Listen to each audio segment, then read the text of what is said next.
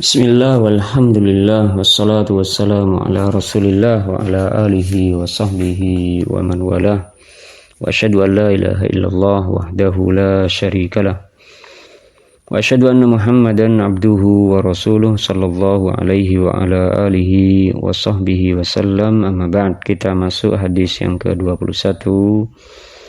An Abi Hurairah radhiyallahu anhu qala Rasulullah sallallahu alaihi wasallam haqqul muslim 'alal muslim sittun.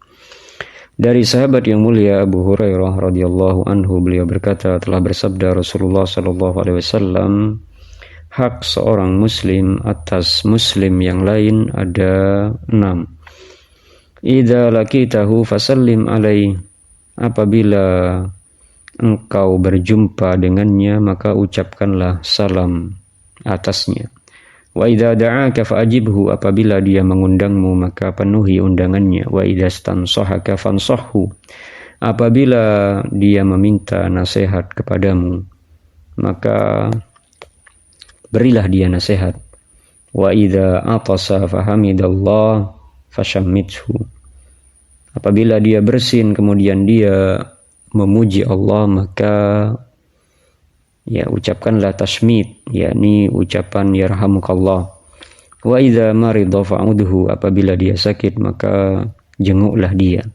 Wa idza mata fatsba'hu, dan apabila dia wafat maka iringilah jenazahnya. Hadis ini diriwayatkan oleh Imam Muslim. Faedah yang bisa kita ambil dari hadis ini, hakul muslim 'alal muslim, hak seorang muslim atas muslim yang lain, yakni hak persaudaraan, sebagai seseorang yang sama-sama beriman kepada Allah Subhanahu wa ta'ala. Karena kita diikat dengan ikatan persaudaraan keimanan, maka di sana ada hak-hak yang dengannya tegak hak-hak tersebut atas saudaranya, yang dengannya akan diraih saling mencintai, saling bersatu di atas kebaikan. Juga faedah yang bisa kita ambil dari hadis ini, yang pertama, apabila seseorang bertemu dengan saudaranya muslim maka dia mengucapkan salam atasnya. Maka ini perkara yang mustahab, perkara yang disukai untuk seseorang mengucapkan salam. Disunnahkan untuk mengucapkan salam kepada setiap muslim, baik itu yang kita kenal ataupun yang tidak kita kenal. Adapun menjawab salam maka ini wajib, menjawab salam maka ini wajib. Dan disebutkan di dalam sebuah hadis, la tadkhulunal jannah hatta tu'minu wa la tu'minu hatta tahabbu. Awala adullukum ala syai'in idza fa'altumuhu tahabbtum afshus salama bainakum. Kalian tidak akan masuk ke dalam al-jannah, ke dalam surga, sampai kalian beriman. Sementara itu tidak akan sempurna iman kalian hingga kalian saling mencintai. Maukah aku tunjuki kalian kepada sesuatu yang jika kalian melakukan kalian akan saling mencintai?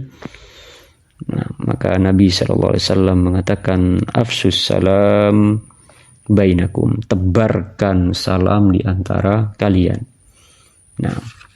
Kemudian yang kedua, wa idza da'aka fa'ajibhu, apabila dia mengundangmu maka penuhi undangannya. Di antara undangan yang wajib untuk dihadiri adalah undangan walimatul urs. Ini wajib ketika dalam acara walimatul urs tersebut tidak ada kemungkaran dan dia tidak memiliki uzur, maka wajib untuk menghadirinya. Ya, dan juga setiap undangan-undangan selain itu, ya jika saudara kita mengundang kita secara pribadi, nah bukan secara umum, ya maka ya menjadi sesuatu yang mustahab bagi kita untuk kita menghadirinya, Nah, akan tetapi jika di sana ada kemungkaran dan kita tidak bisa untuk merubahnya, nah maka tidak wajib untuk tidak wajib untuk menghadiri undangan tersebut. Nah, wa idza stansahaka fansahhu, dan apabila saudaramu meminta nasihat kepadamu, yakni baik perkara dunia, meminta nasihat terkait dengan urusan-urusan dunia, atau meminta nasihat ya terkait masalah agama, maka wajib bagi kita untuk kita memberikan ya nasihat, memberikan masukan yang bermanfaat, ya karena ini juga termasuk konsekuensi dari persaudaraan seiman, ya saling ta'awun, tolong menolong dalam kebaikan dan ketakwaan. Wa idza atasa fahamidallah fashammithu, dan apabila dia bersin dan dia memuji Allah, maka ucapkanlah tasmid. Ya jika dia bersin akan tetapi tidak memuji Allah, maka kita tidak ya mengucapkan yarhamkallah. Akan tetapi kalau dia bersin ya kemudian mengucapkan alhamdulillah, maka kita mentasmid, yakni mengucapkan yarhamkallah, dan orang yang bersin mengucapkan yahdikumullah wa yuslihu balakum. Kemudian wa idza marida fa'udhu, dan apabila dia sakit maka jenguklah dia. Ya ini juga diantara perkara yang mustahab untuk dilakukan, disenangi untuk dilakukan sebagai ya saudara muslim. Kita menginginkan kebaikan untuk saudara kita yang sedang ditimpa ujian, sakit, kita datang mendoakannya, kita datang untuk menghiburnya, yang bisa jadi dia akan memiliki semangat untuk sembuh, nah bisa terhibur, ya atau kita datang untuk kita meruqyahnya, yang dengannya dia bisa mengambil manfaat dari ruqyah tersebut sehingga dia bisa sembuh. Maka ini diantara perkara yang disukai, perkara yang dengannya seseorang akan mendapatkan pahala. Nah, maka di sana terdapat keutamaan bagi orang-orang yang menjenguk saudaranya yang sakit. Wa idza mata fatsba'hu, dan apabila dia wafat maka iringilah jenazahnya. Nah, dan terdapat keutamaan bagi seseorang yang mensolati jenazah dan juga mengiringi jenazah sampai saudaranya tersebut ya dikuburkan. Nah, di sana ada keutamaan, ya dia mendapatkan ya 2 qirat. Nah,